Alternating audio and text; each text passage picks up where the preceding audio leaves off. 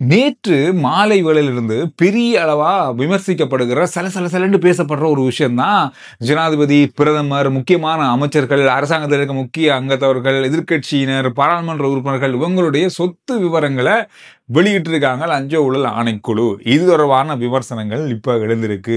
இவ்வளவு இருக்கா அவ்வளவு இருக்கான்ற மாதிரியான பலதரப்பட்ட கருத்துக்கள் இப்பொழுது வெளியாக இருக்கு. அது என்னென்ன, யார் சொத்துக்கள், யாரை பற்றி அதிகமான விமர்சனம் வந்திருக்கு அப்படின்றத நாங்கள் பார்க்க போகிறோம். அதுக்கு முதல்ல ஒரு முக்கியமான விஷயத்தை சொல்லிட்டு இன்றைய நாளுக்கான செய்திகளுக்கு போவோம். சுருக்கமாக போவோம்.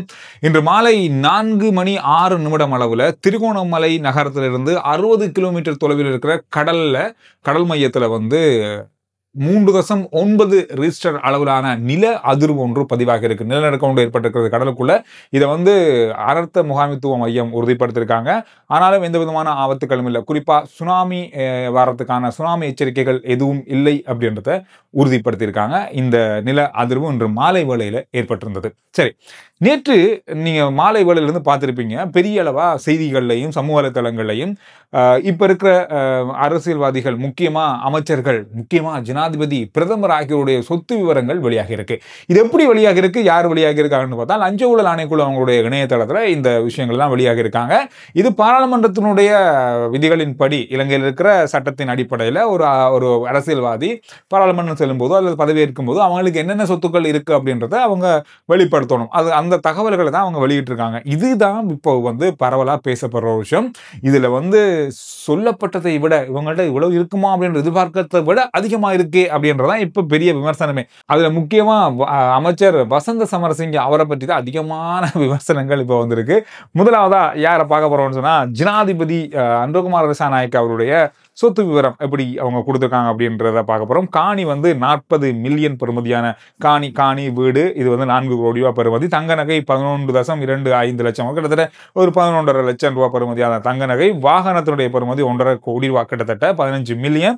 வங்கியில 13,77,000 ரூபாய் வங்கியில இருக்கு அப்படின்ற தொகையை கொடுத்திருக்காரு. ஒட்டுமொத்தமா 57.5 மில்லியன் அவருடைய சொத்து மதிப்பு. அதே போல பிரதமர் ஹரணி அமரசூரிய அவங்களுடைய சொத்து விவரம் எப்படி இருக்குன்னு சொன்னா, காணியும் வீடும் 60 லட்சம் பெறுமதியானது.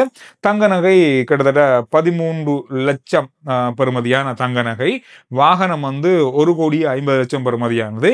அதே போல வங்கி கணக்குல 27,45,794 ரூபாய், ஒட்டுமொத்தம் 25 மில்லியன் அவங்களுடைய சொத்து மதிப்பாக அவங்க கொடுத்திருக்காங்க. இதே போல அமைச்சர் விஜித ஹேரத்துடைய சொத்து விவரமாக அவர் சொல்லியிருக்க விஷயம், காணி வீடு 10 மில்லியன், கிட்டத்தட்ட 1 கோடி ரூபாய். அதோட வாகனம் 27 மில்லியன், 2,70,00,000 ரூபாய் பெறுமதியான வாகனம். வங்கியில 5,77,276 ரூபாய் இருக்கு. ஒட்டுமொத்தம் அவருடைய சொத்து மதிப்பு 37.5 மில்லியன். அதே போல அமைச்சர் நலிந்த ஜேதிஸ் அவருடைய சொத்து மதிப்பு, காணி வீடு 55 மில்லியன், தங்க நகை 31 லட்சம் ரூபாய் பெறுமதியானது. வாகனம் 21 மில்லியன் பெறுமதியான வாகனம். வங்கியில 47 லட்சம், ஒட்டுமொத்தமா 84.17 மில்லியன் அவருடைய சொத்து மதிப்பு அப்படின்றத அவர் வெளிக்கொண்டிருக்காரு. இதுல அதிகமா விமர்சிக்கப்படுற ஒருத்தர் இவர்தான், அமைச்சர் வசந்த சமரசிங்க. இவருடைய சொத்து மதிப்பு மிகப்பெரிய அளவில் இருக்கு. இவர் காட்டி கொண்டது இப்படி இல்லை, ஒரு சாதாரணமான நடுத்தர குடும்பம் அப்படின்ற மாதிரி தான் இவர் மீடியாக்கள்லையும் சமூக வலைத்தளங்களையும் தன்னுடைய அரசியலுடைய தளங்கள்லையும் இவர் காட்டி கொண்டாரு. ஆனா இவர் சொன்னதை விட எதிர்மாறா இருக்கே அப்படின்றதான் இப்ப விமர்சனமே. அதை பார்ப்போம். அதாவது அவருடைய வர்த்தக கட்டிடத்துடைய பெறுமதி 235 மில்லியன், காணி 10 மில்லியன், சூரிய மின்கல அதாவது சோலார் பவர் 2 கட்டமைப்பு வச்சிருக்காரு. 6.5 மில்லியன் பெறுமதியான 2 கட்டமைப்புகள் இருக்கவிட்ட. தங்க நகை 6.55 மில்லியன் பெறுமதியான தங்க நகை. வாகனம் 15 மில்லியன். அதே போல வங்கியில 31 லட்சம். வருடாந்த வருமானம் 15.3 மில்லியன் பெறுமதியான வருமானம் அவருக்கு இருக்கு. 3000 அமெரிக்க டாலர்கள் அவருடைய வங்கி கணக்குல. இந்த கணக்கு தான் அவருக்கு கொடுக்கப்பட்ட கணக்கு. அவரு இப்படி காட்டிக்கொள்ளலையே, இவ்வளவு இருக்குமா இருக்கு அப்படின்லாம் சொல்லவே இல்லை அப்படின்ற மாதிரி பெரிய அளவான விமர்சனங்கள் எழும்பியிருக்கு. இது மட்டுமல்ல, நாமல் ராஜபக்ஷ, எதிர்க்கட்சியில் இருக்கிற மிக முக்கியமானவர்கள் எல்லாருடைய சொத்து விவரங்களையும் வெளியிட்டிருக்காங்க. முடிஞ்சா நீங்க லஞ்ச ஊழல் ஆணைக்குழுவுடைய இணையதளத்துக்கு போனீங்கன்னா நீங்க தனித்தனியா எல்லாருடைய தகவல்களையும் அறிந்து கொள்ளக்கூடியதாக இருக்கு. மக்கள் பார்க்கறதுக்காக அதை அவங்க வெளியிட்டிருக்காங்க. நீங்க என்ன நினைக்கிறீங்க அப்படின்றத இதை பார்த்த நீங்க ஓகே, நீங்க என்ன நினைக்கிறீங்க அப்படின்றத කර්තකල්ල සොල්ලුගයි. මොකද තරහ ගියා පොඩි ඉස්කෝල පොඩි එකෙනාගේ ඉස්කෝල තියෙනවානේ. බලන්නකො මොනවද කරලා තියෙනව බලන්නකො. අඬනවානේ ඔක්කොමල්ලා. එයි ළමයිලා පොඩි වයසනේ. එහෙම කරන්නත් හොඳ නැහැ මේගොල්ලෝ.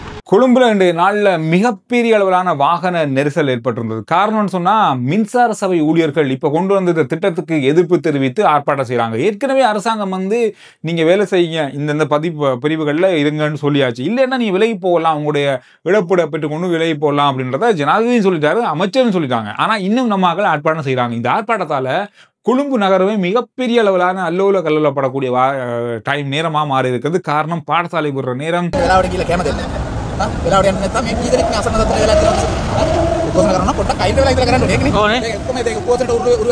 அவசரமா மக்கள் போற நேரம் என்று ஏராளமான சிக்கல்களை இன்றைய நாளிலையும் ஏற்படுத்தியிருந்தது. இதனால மக்கள் போக்குவரத்து பொதுமக்கள் வந்து மிகப்பெரிய அளவுல கோவங்களுக்கு உள்ளாகி இருந்தாங்க இந்த ஆர்ப்பாட்டம் செய்யறவங்க மேல.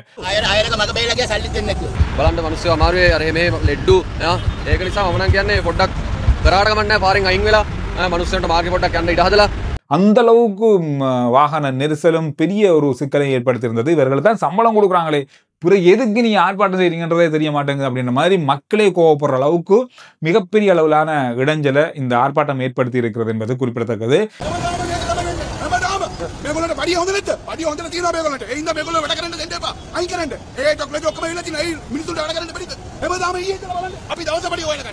இந்த விஷயம் இன்றைய நாள்ல பரவலா பார்க்கப்பட்ட ஒரு விஷயமாக மாறி இருக்கு. மக்கள் வந்து எந்த அளவுக்கு கொந்தளிச்சு போயிருக்காங்கன்றது நீங்க இதெல்லாம் பார்க்கும்போதே உங்களுக்கு விளங்கி இருக்கும். அந்த அளவுக்கு கொந்தளிச்சு போயிருக்காங்க. இதோட இன்னும் ஒரு முக்கியமான விஷயம், நேற்று காலியில அமைச்சர் பிமல் ரத்நாயக் அவர்கள் புகையிரத திணைக்கள ஊழியர்களோட ஒரு கூட்டத்தில் கலந்து கொண்டார். இந்த கூட்டத்தில் ஒரு மிகப்பெரிய அளவிலான விஷயங்களை சொல்லியிருக்காரு. காரணம், இங்க உங்களால வேலை செய்ய முடியுமா, இல்லைன்னா நீங்க தயவு செய்து விலகிட்டு போகலாம் அப்படின்ற அளவுக்கு மிக கடுமையான விஷயங்களை அவர் அங்க சொல்லியிருந்தாரு.